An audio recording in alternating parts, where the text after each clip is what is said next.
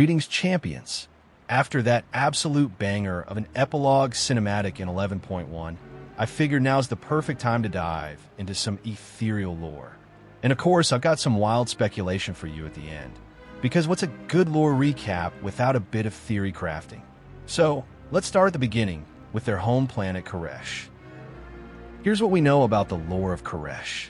The former ethereal homeworld was a dry and dusty planet, but it still had a thriving ecosystem and multiple intelligent species.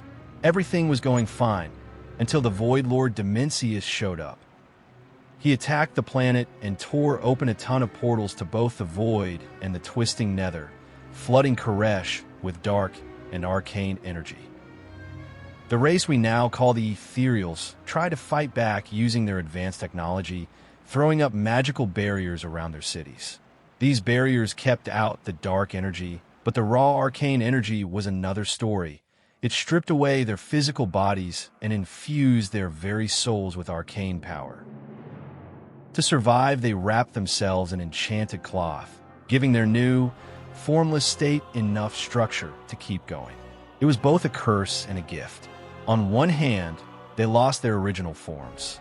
On the other, their minds and magical abilities became insanely powerful, allowing them to keep fighting Dimensius and his forces. But in the end, they couldn't win. Dimensius kept growing stronger, summoning entire armies of void creatures to overrun the battlefield. With no other choice, the Ethereals fled into the Twisting Nether, abandoning what was left of their home. In that cosmic diaspora, the Ethereals formed multiple new factions. The Ethereum is a faction of the former ruling class of Karesh. But after Dimensius consumed their world, vengeance became their only purpose. Over time, that obsession turned them ruthless. Their ultimate goal? To become the Void itself, all so they could take down the All-Devourer. At this point, they're basically a living example of that classic Batman quote. You either die a hero, or you live long enough to see yourself become the villain. The Consortium is basically a cartel of ethereal smugglers, traders, and thieves who saw Outland as a golden opportunity to make a fortune. They're all about profit, no matter where it comes from. Think of them as the ethereal version of Azeroth's goblins, or even the brokers from the Shadowlands. If there's something valuable to trade or steal, you can bet the Consortium is already on it. The Protectorate was formed as a direct response to the Ethereum's actions. To them, the Ethereum are just as much a threat to their existence as Dimensius himself. They operate like a military police force, constantly keeping an eye on Ethereum activities and stepping in whenever things get out of hand. The Shadow Guard is a splinter faction of the Ethereum that fully embraced the call of the Void, seeking to become Void Ethereals. Drawn to Argus by the void energies of the Naralura, they stormed the seat of the Triumvirate and set up their base, the Shadow Guard Incursion. In the War Within, we see them aligned with Xal'atath, crossing paths with them during the hunt for the Darkheart, first in Ashgahate and later in Undermine. Okay, before I tell you about my theory, here comes a short break on my own behalf. Making videos like this takes a lot of time and effort. I would like to thank everyone who has supported me so far. Likes, subscriptions, and sharing the video and discussions in the comments help the channel immensely. And if you haven't done so yet, then I have good news for you. For every like, subscription, and comment, I will sacrifice a little bunny. And if the video gets over 10,000 views and 1,000 likes, I will give away a special spa massage offer in the Undercity for 5 people. With a happy ending. To participate, all you need to do is to write, "I want my bunny," in the comments section. So good luck to all participants, and now back to the video.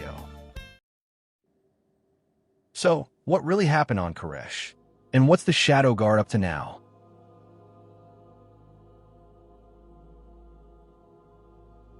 We know that Karesh has a world soul, and I think the Titans did what they always do.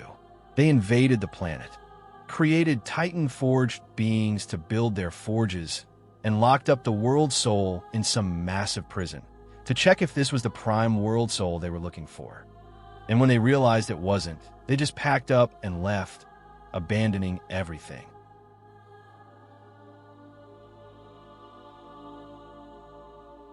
With the Titans gone, Dimensius saw an opportunity. He sent his void agents to corrupt the Titan Forged, giving them the gift of flesh and breaking the Titans' hold on their minds. But he didn't stop there. He lured the ruling family of Karesh into a trap, promising them power beyond imagination. Now, here's where it gets real interesting. The Nexus King had two heirs, a prince and a princess, but you might know them better by their new names, Locust Walker and Xal'atath. Locust Walker tried to stop his father from dealing with the Void Lords, warning that it would end in disaster. But Xal'atath, she was already way ahead. She struck a deal with Dimensius, got her brother imprisoned, and wiped out any opposition. When the final ritual was complete and Dimensius was about to claim his prize, he did what Void Lords do best: betrayal.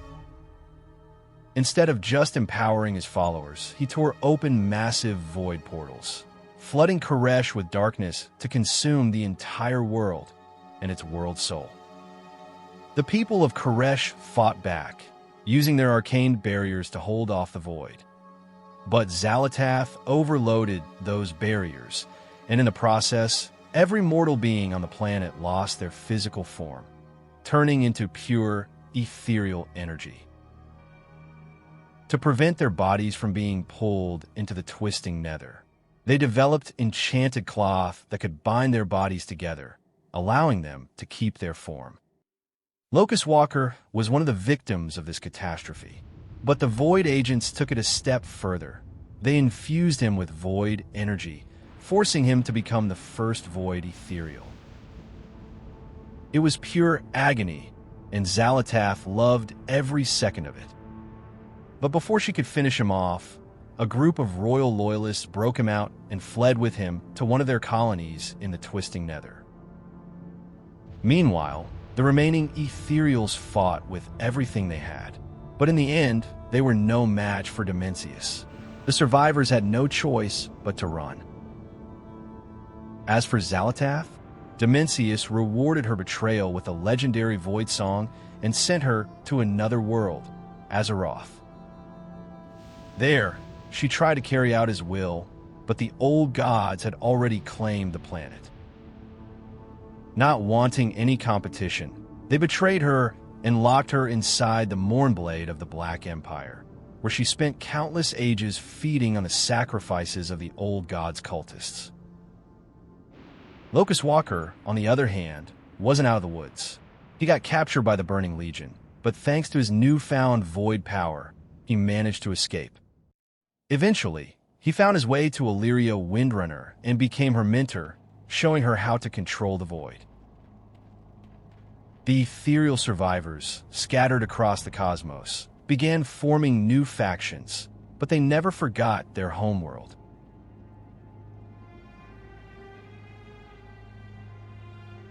The Shadow Guard is like the ethereal version of the Illidari.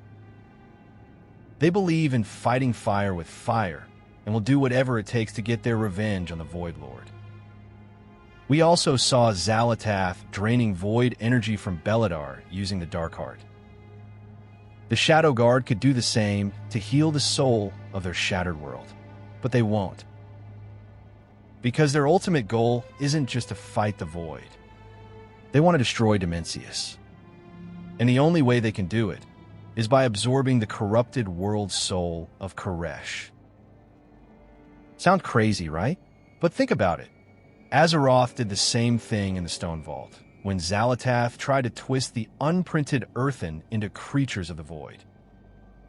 Azeroth just absorbed all that energy and shut the whole thing down. If the Shadow Guard pulls off something similar, Dimensius wouldn't stand a chance. and that is why the Shadow Guard is the biggest threat to Xal'atath and the Void Invasion of Azeroth. I'm currently working on a prediction video for patch 11.2. I will show what kind of raid we'll get, which bosses we might see, what the lore might be like, and so on.